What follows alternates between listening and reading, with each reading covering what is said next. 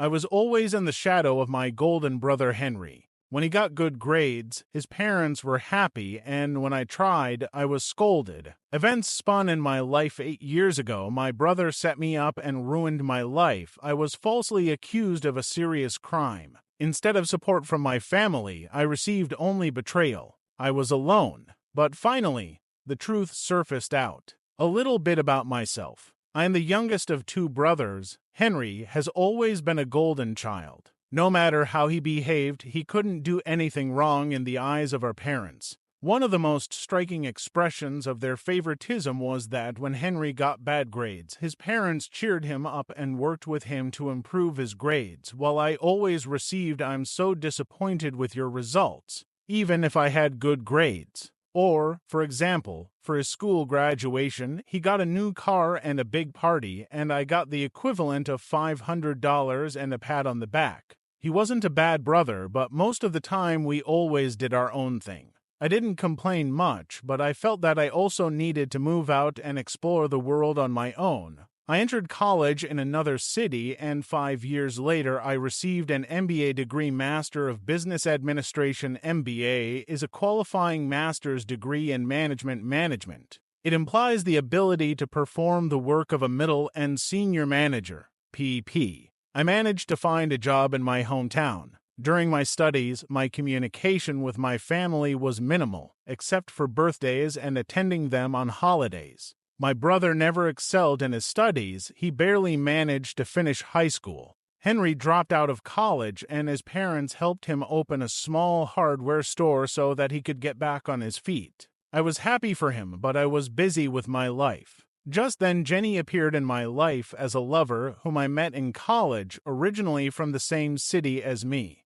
When we returned home, we began to live together. Soon she also found a job, and we focused our attention on our lives and each other. During the holidays in 2006, I introduced her to my family. They received her surprisingly warmly, and also made me feel more loved than in the last 22 years of my life. I noticed that my brother was staring at her all the time, but he didn't pay attention to it. Since then, Henry has started to appear in my apartment too often. Suddenly, we switched from meetings every 3 months to almost daily visits. At one point, I had to outline the boundaries and say that he can come sometimes, but I don't like his daily presence in my apartment. Because Henry came in the evening when Jenny and I were both at home and tried to relax after a busy working day. This turned into a big quarrel with my parents. In the end, he apologized and said that he would not bother us anymore. In the future, Henry came only once a month on weekends, which suited me quite well, and tried to chat with Jenny about anything that didn't bother me since it didn't go any further. This went on for a while. Everything was fine. In 2009, I proposed to her, and we announced our engagement to the whole family.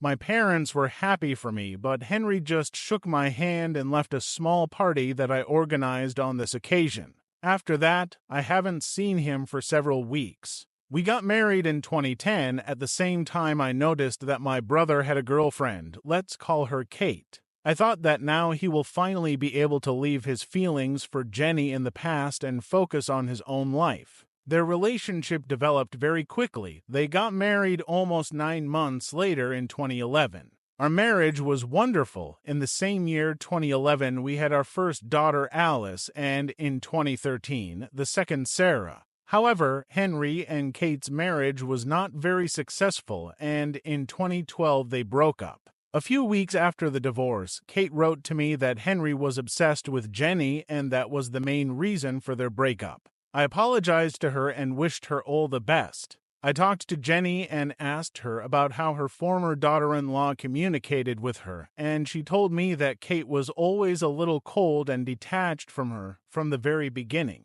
I decided to talk to my brother in front of the whole family and asked him why he was ruining his life because of his obsession with my wife. He was stunned by this question and denied everything. We had a serious argument, which ended with the fact that I forgave Henry, but made it clear that he was no longer welcome in my house. Jenny's parents talked to me and convinced me that, despite everything, he is still a member of the family, so, for the common good, I have to be friendly. Then it seemed to me that Henry was ready to work on himself, and we continued to communicate as if nothing had happened. Let's move to 2015. I still clearly remember that day. It was July 25th, and I was busy with work. My wife took both children to their grandparents. In the afternoon, my father called me and told me to come to their house. There was a lot of anger in his tone. As soon as I entered the house, I noticed that tension was in the air. Jenny was crying, and her parents tried to comfort her. Some distant relatives were also there. I asked what happened, and my parents called me a sexual rapist and something worse. I won't repeat it literally to avoid Reddit's anger. I was shocked and confused. They claimed that at the party I went a couple of weeks ago, I had violent sexual intercourse with a girl, to whom I then wrote a message with threats telling her not to tell anyone about it, otherwise there would be consequences. I knew this girl Amanda for a while. We went to school together, and she was part of a large group of friends with whom I sometimes talked. According to her, after the party that took place at the club, I followed her to her car and abused her there. She shared screenshots from our alleged conversation with Jenny and told her this story. My father slammed me hard and said he never wanted to see my face again. My mother supported him. Jenny was furious and said that it was over between us. I tried to convince them that I had never done it, but they remained deaf. I was kicked out of their house and told that neither Jenny nor the children would come back. The father would come to take their things to my parents' house. When my father arrived, I begged and begged to listen to me, but he, in fact, packed a couple of suitcases and told me never to contact them again, but if it happens, he will personally hand me over to the police. By the evening, Henry shared screenshots and all the details in our large family group in WhatsApp, from which I was excluded by unanimous decision. In the next few days, people from my group of friends called me to say that I was disgusting to them and demanded that I never contact them again. At that time, I was in a terrible state. I couldn't eat, couldn't sleep, I couldn't even work normally. My boss also heard these rumors, but he didn't do anything until he heard that a case was opened against me. He advised me to leave the organization of my own free will to keep my track record and business reputation, and made sure that I did not even have to serve a 2-week practice. I tried to object, but he said that if the cops knock on my door, I would still be kicked out, and with this situation and seriousness of the case, I will not receive severance pay, and my business reputation will be tarnished. I reluctantly agreed and quit. In mid-August, still tormented by unbearable pain, I received 2 documents from the court. A letter of rejection of me as a son and a divorce paper. I was quite drunk, but I still went to my parents. Henry came out and beat me with the words that I'm a disgrace to the family and it's good that I was renounce it. When he finished, my face was bleeding and I could barely stand on my feet. My parents and wife looked at me from afar but did nothing. After a while, I managed to recover and get up. I was all in tears. It occurred to me that I had lost everything and everyone I knew. I locked myself in my apartment for the duration of the divorce. It was as peaceful as possible. Since I was unemployed and my now former parents said they would pay for the child, I did not have to pay alimony. By January 2016, I got divorced, but it was hard to try to collect the fragments that were once my life. At that time, I also felt a great desire to talk to Amanda, but the more I thought about it, the more I realized that it could worsen my situation because of the women-centric laws in my country. 1 phone call, and I face 5 to 6 years in prison. In February 2016, I got into a serious accident and spent almost 5 weeks in a rehabilitation center. The employees told me that they contacted my emergency number, which still belonged to Jenny, but she hung up. No one ever came to me. When I came to my senses, I realized that I had spent most of my savings and I had to get back on my feet, if not for something else, then in order to have a roof over my head. I also realized that I couldn't do anything in the position and place where I was. So I sold all my furniture, paid the remaining installments for the rental housing, and decided to start everything from scratch in another place. I moved to the city 2 hours away from my family and tried to find a job for a while, but to no avail. I also often got drunk to the point of oblivion, and thoughts of suicide did not leave me for a minute. Waking up after nightmares in a cold sweat has become almost the norm. So, for months past, after which I met James, an old friend from college.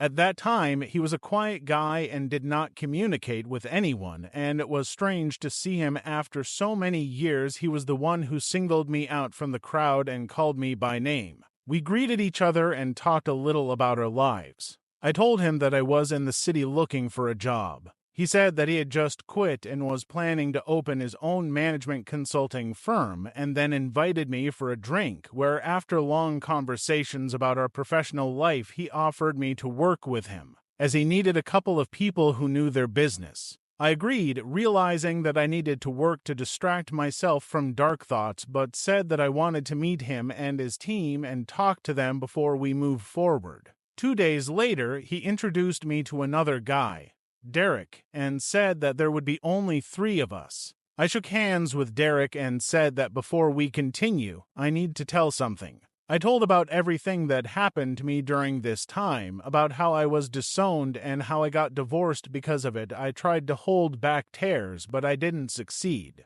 James and Derek both said that they felt very sorry for me and that if no criminal case was opened against me, there would be no problems. I said that the police had never come to my house, and they breathed a sigh of relief. James mentioned that for greater security he would ask someone to conduct a full check. I accepted his position and agreed. At that time, I lived in a dilapidated house, which I rented for pennies to minimize costs. I waited patiently for 2 weeks, but I was still looking for a job elsewhere in case nothing worked out. 2 weeks later, James called, and we met on the same day. He reported that there was no criminal record in my case and welcomed me to the team. After that, I immersed myself in work and started going to therapy sessions. On Derek's advice, I also signed up for the gym and spilled out most of my pain and disappointment on a punching bag. Over time. My weight rose from 70 kilograms to 98 kilograms. Hear the song Eye of the Tiger. And should play in the reader's head. Derek and I became a bro in the hall, and from some point I started looking at him as an older brother because he was the same age as Henry. By the end of 2018, I regained control of my life. The consulting firms started working, and the money flowed like a river. One rented a nice apartment in a decent area. The plaster was still on the wound to some extent, and I realized that I needed to take a few necessary steps to tear it off and move on. I went to court and officially changed my last name. I took Derek's surname after he and his parents agreed. They saw me as a good guy and involved me in many family events, including I was a best man at Derek's wedding, so it was my way of thanking them and finding new ground under my feet. I tried to date, but I couldn't do anything because of my emotional problems until I met Kim to 8F in 2019. TS was 33 years old at that time.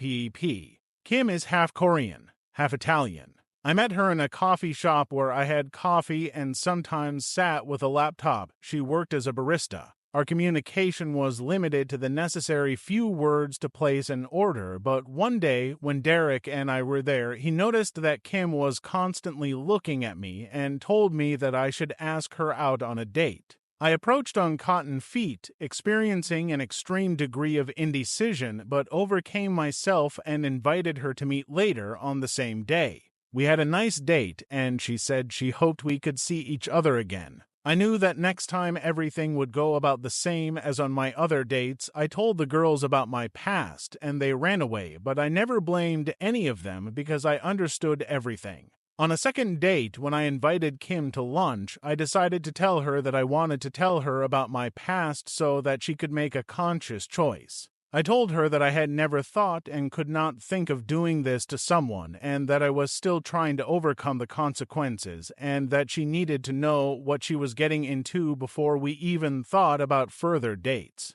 A couple of days later, she called and said she wanted to meet. We met at the coffee shop where she worked, and Kim said she trusted me and wanted to try it. At that moment, I was skeptical and even cried a little because I couldn't believe that I could return even a share of normality to my life. We went on several dates, really enjoying each other's company, and I felt that I had finally started to recover. I went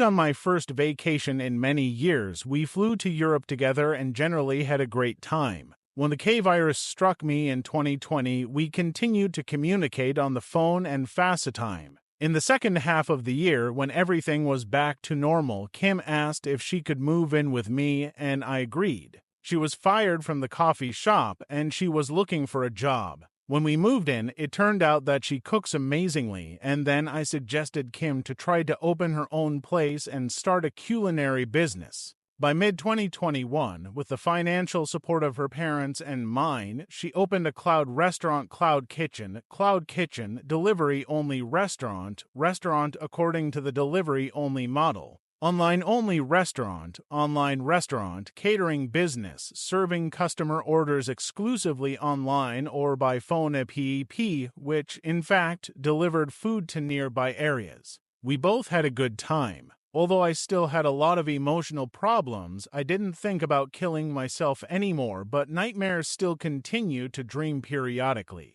In February 2023, Kim announced that she was pregnant, and a whole range of mixed emotions poured over me. From the joy that I managed to start all over again, to tears about the loss of what I once had, I was all on a platoon. Kim comforted me, and we fell asleep in each other's arms. A few days later I proposed to her, and she was overjoyed. It seemed that everything had finally moved from a dead point, and I was able to find at least some semblance of peace in my life. We were going to get married, and all the preparations for the wedding were in full swing. We had to bring marriage vows in mid-June this year, but I got a call at the end of May.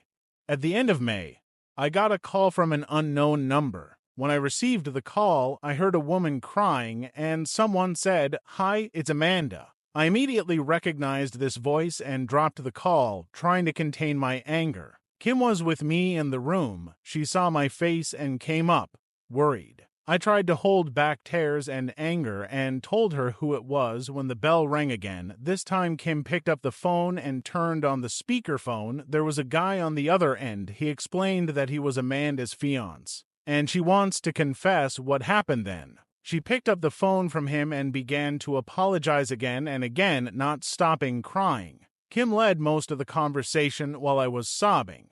Kim said they would call back and immediately called Derek to come. He patiently listened to everything that had happened, hugged me, and advised me to make an appointment with a lawyer so that Amanda's confession would be legally recorded and could be useful in case of possible problems in the future. I called my lawyer, explained everything to him. He said he would make an appointment in his office and gave the time and date. I called Amanda and told her that she should come to my lawyer's office and we will discuss everything there. 3 days later, we met in his office. Amanda looked half dead and literally hung on her fiancé who accompanied her. My lawyer organized a meeting and video recording. I asked him to act as a mediator. Kim was a witness. We sat down opposite each other, and Amanda began to tell in detail what happened then. A lot has been said, but the point is this. She and my brother dated back in 2015, but no one knew about it. Henry was behind the whole plan to accuse me of sexual assault, and she went for it because she really loved him and was ready to do anything for him. He bought a new phone and stole a photo of my profile in WhatsApp, and they used it to create fake screenshots of the chat with Amanda. I went from tears to rage. I can honestly say that if Kim hadn't burst forward verbally, I could have been accused of attack. She was furious and on the platoon, showered Amanda with verbal insults, literally tore her to pieces, although my lawyer tried to keep the appearance of politeness. Kim told Amanda's fiancé that if he still wants to marry this scum of the human race, he deserves what awaits him in the near future, and it won't be something good. Holding down anger and tears, I asked them why they suddenly appear and tell me about it right now. The groom Mark came forward and explained everything. He said that a couple of weeks ago they drank a lot and Amanda drunk, how she helped her ex destroy someone else's marriage. It hurt him, and after constant questioning and constant pressure, Amanda finally confessed. That's when Mark convinced her to report her mistake to me if she wants peace in her life. Apparently, after Amanda helped Henry, he began to behave coldly and distanced himself from her and eventually broke up with her after 6 months. At that moment, she felt terrible, but she was too scared to admit and spent a lot of time on therapy trying to figure out her problems. Problems? Do you have any problems? Sorry, it's on fire. PLP. After everything was laid out, my lawyer offered to take a break and meet again in half an hour. Amanda and Mark came out, and our lawyer said that if I wanted it, he could sue her and my brother for slander. There is more than enough evidence available for me to do what I want. I was furious, but I decided that I don't want to have a wedding, and no matter what I choose to do, I'll have to wait until all the wedding hassles are behind me. I told Amanda that I would definitely contact her, but I don't want her to tell her story to anyone else yet. I didn't want the drama related to my ex-family to affect my wedding. After the meeting, Kim hugged me and said that she was right, trusting her heart, and now it was as if a burden fell off her shoulders. I shared her feelings. We had a small wedding with James and Derek as best man and a 3-week honeymoon in Europe, which was delightful. Fortunately, I was able to digest and put aside what I heard, and Derek offered me to postpone everything for later. It didn't spoil the honeymoon much, although nightmares in those days were more often than before, and Kim was always there to support me. I also talked to my psychotherapist, who told me that sooner or later I would have to meet my ex-family, if not for something else, then at least to turn the page forever. After thinking for a long time about everything that happened, in July I contacted Amanda and gave instructions. I told her that on the basis of her application, I would take legal action, and if she does not want to suffer financially, she needs to follow what I tell her to do next. Amanda needs to talk to Jenny in private and repeat to her everything she told in the lawyer's office. She cried listening to me and complained that Mark had left her. I said I would like to feel sorry for her, but I can't, and then I said that karma hits everyone. First she slapped her, and now she knocks on my brother's door. A few days later, I received a message from Jenny. Despite the fact that she blocked me, I sent birthday greetings, happy birthday to both of our daughters, as well as holiday greetings by text message. It was the first message I received in 8 years. She asked if we could talk. I didn't want to be alone during this conversation, so I said I'd call her in a few hours. I got home and was with Kim when the bell rang. I immediately heard that Jenny was sobbing unrestrainedly and then said how sorry she was and how terrible she felt now. I somehow managed to keep my self-control. I told her that it hurts me terribly to realize that she thought so badly of me that she fell into Henry's trap so easily. It took me a long time to realize that she believed him too easily and renounced at me so quickly. I asked Jenny about my girls. She replied that they were doing well. Then I asked when she saw Amanda. She replied that she met her 2 days ago. Jenny immediately told my ex-parents about everything, and they were just as stunned. They wanted to contact me, but Jenny insisted that she wanted to talk to me first and apologize. I told her that what she did caused me incredible pain. I asked what happened to the golden child, and she replied that he was kicked out of the house, to which I couldn't help but laugh. Jenny said that she married Henry a year after the divorce because he supported her very much and was always there, and that they have a common daughter. And suddenly everything fell into place. It seems that he could not forget her and get rid of his obsession. After the conversations, I explained to her in general terms what would happen and described in detail what I wanted. I want her to contact all my former relatives, even the most distant ones, and tell everything, let them find out what a scoundrel Henry is. Secondly, I want to be only a co-parent of my 2 girls and nothing more. I have no intention of reconciling with her and somehow interacting, except for those moments that are necessary to divide our daughters. And thirdly, I will write to her the date and time when I want to meet my ex-parents. I want to meet them in person. After the conversation, I hugged Kim knowing that she was pregnant and her mood could be unstable. I restrained my emotions and controlled my voice, but apparently she cried for both of us. We fell asleep in each other's arms. When I woke up the next morning, my phone was discharged. When I put it on charge and turned it on, a flurry of incoming messages fell on me. I had more than 50 missed calls and hundreds of messages. I was also added to the family group where each of the relatives apologized. Over the next few days, I began to receive messages from some friends who apologized for what had happened and for rushing conclusions. The only answer I gave was written to the family group and was that since I was disowned almost 8 years ago, I was a stranger to all of them and would like to remain one. Whether the first forgive them or not, it will happen on my terms and in my terms, not in theirs. I also asked them not to add me here anymore and left the chat. Some family members tried to appeal to me, writing that they were disappointed with my reaction, but I dismissed them, saying that they were not in a position to judge me after they so quickly assuming what I had done and agreed that I was capable of such a thing, and wrote that they should no longer contact me if I did not contact them first.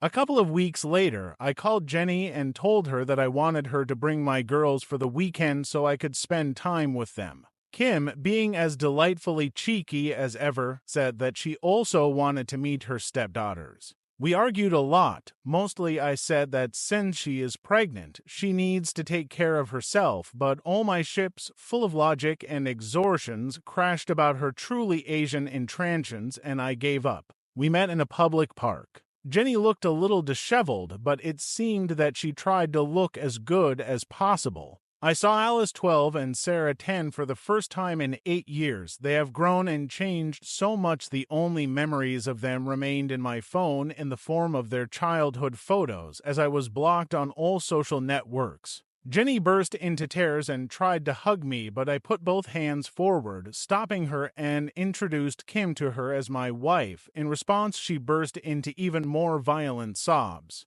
Kim came up to comfort her, and we all sat down on a nearby bench. I pressed both of my girls to my chest and sneered. Until recently, no one told my poor daughters about me, and they were very worried because they only knew Henry as a father, but when they saw me, they suddenly experienced something like recognition. We cried and talked a lot with them. My ex-wife and I exchanged information about how we lived these years. Jenny told me that a year after the divorce she married Henry. For the first few years he took great care of her, then the relationship began to decline. He was never able to develop his landscape business to the point where he was profitable, and when COVID crashed, he was actually forced to close the store. His parents spent their savings trying to make ends meet, and he never bothered to start trying to make money, despite the fact that his parents told him about it. Jenny said she was filing for divorce from Henry. She can't even stand his appearance anymore.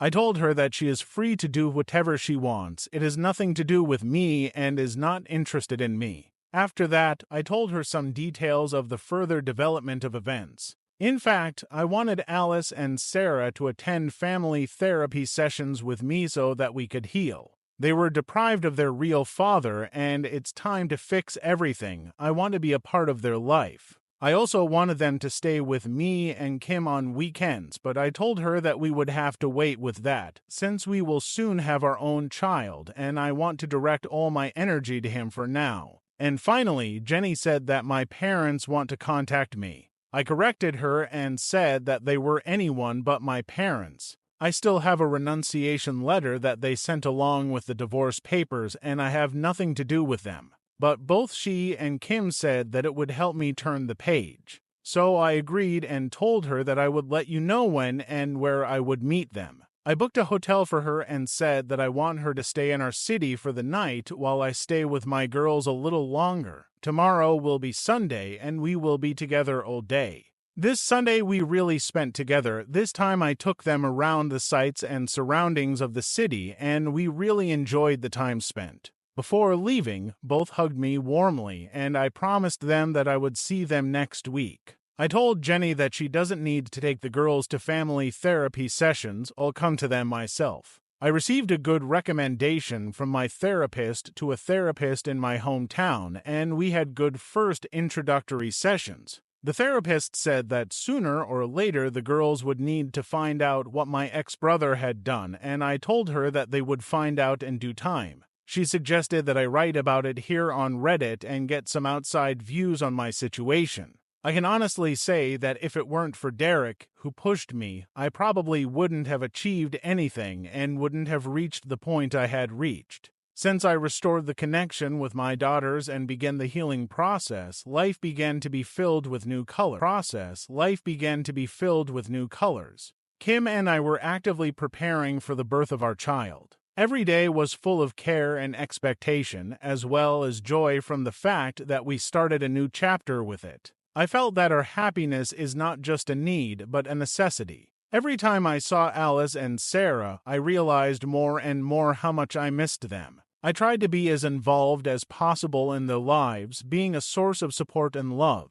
We started spending the weekend together, we rode bicycles, had picnics in the park, and even started drawing classes where each of them showed their talents. These were moments I would never want to lose again. At the same time, I continued to integrate into the new reality and maintained extensive ties with Derek and James. They have become close friends for me, who are always ready to support me in a difficult moment. With their help, my business continued to grow, and by the end of 2023, my consulting company had achieved significant success. I became a sought-after specialist in my field and even started conducting masterclasses for students. However, one of the main achievements was that I was able to fully restore my reputation. A letter from Amanda, her revelations about the lie created by Henry, were publicized. My parents, realizing the role they played in my trauma, tried to rebuild their relationship with me. But despite their efforts, I made it clear that my feelings remained the same.